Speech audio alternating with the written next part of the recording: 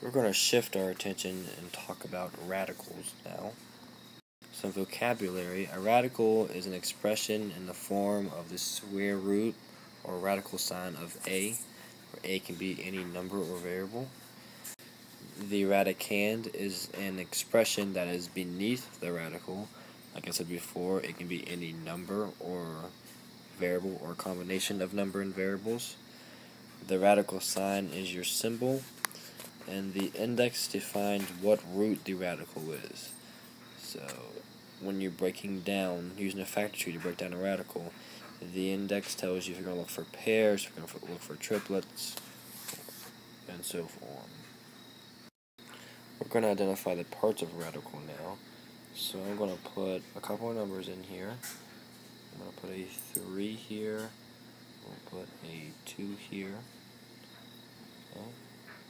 So to break down the parts of a radical, the number that's underneath the radical, like I said in the last slide, that is called the radicand.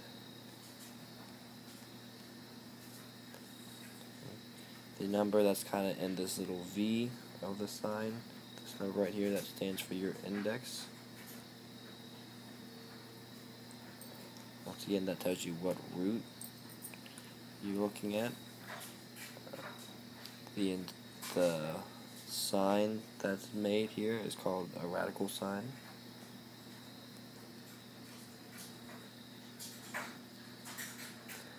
And the entire thing, all of it put together, is just called a radical.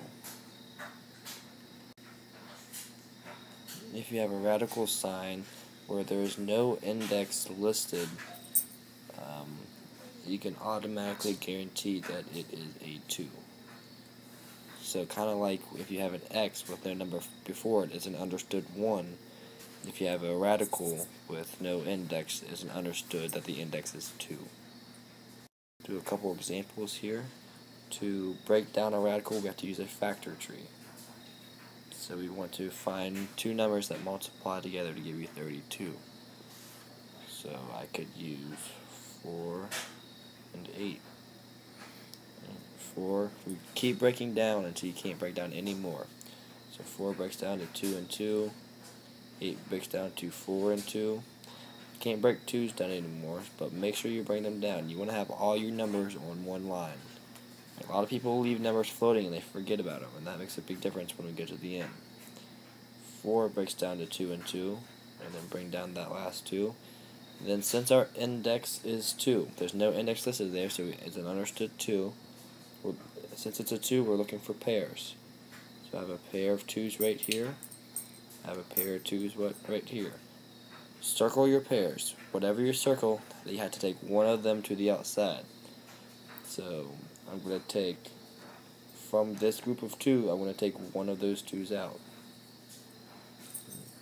From this group of 2's, I'm going to take one of the 2's on the outside.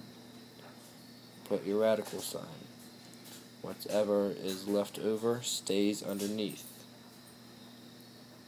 And I also can't forget about my 2 x's up here. I have an x squared. Right, so I can put 2 x's. That's also a pair, so that also needs to go on the outside. And then simplify the outside, I can do 2 times 2, which would give me 4 radical 2, and we still have that x on the outside. So it'd be 4x radical 2. Right? If you look at number 2, you need to recognize there's a 6 on the outside. That'll come into play in a minute. Right? Before I talk about that, let's break down 48, which is 4 and 12. 4 breaks down to 2 and 2. 12 breaks down to 6 and 2. Bring your 2's down. 6 breaks down to 3 and 2. Bring down your other 2. I look for pairs. I have a pair of 2's here. I have a pair of 2's here. I also have y to the 4th, so that means I need to write out 4 y's and look for pairs. I have 1 pair of y's, 2 pair of y's. So on the outside of the radical, I need to put the 2's, the 2 y's. Before this problem started, I said that the 6 would come into play, and this is where it comes into play. You already have this 6 on the outside, so you need to bring it down and keep it on the outside. Left over, I have a 3, so it stays underneath the radical sign. So to clean this up, I want to do 6 times 2 times 2. 6 times 2 is 12, 12 times 2 is 24. Y squared stays the same, and you have your radical 3. Go ahead and pause the video to do these 2 problems.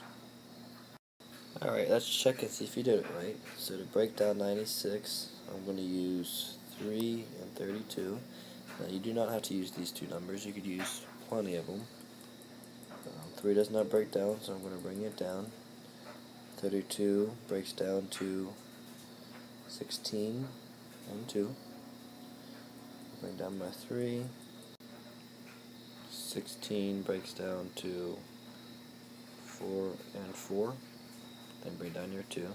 You can technically stop right here because you have a pair of 4's here, and if we can't break down 3 and 2 anymore, so they're not going to come into play. So you can stop right there. We have a pair of 4's. You also have 3 x's we need to account for. So we also have a pair of x's also. Pairs go on the outside. So on the outside I have 4 and an x. Left over I have 3, 2, and x. So to clean up that inside, I have 4x on the outside. 3 times 2 is 6x. So to break down 24, that would be 12 and 2. 12 is 6 and 2. 6 is 3, 2. Bring down your other 2's. And I'll have 5 y's. 1, 2, 5. Okay, so pairs. I have a pair of 2's. I have 2 pairs of y's. So on the outside, I need to bring the pair of 2's out. 2 pairs of y's, so it's y squared. You cannot forget about the 2 on the outside.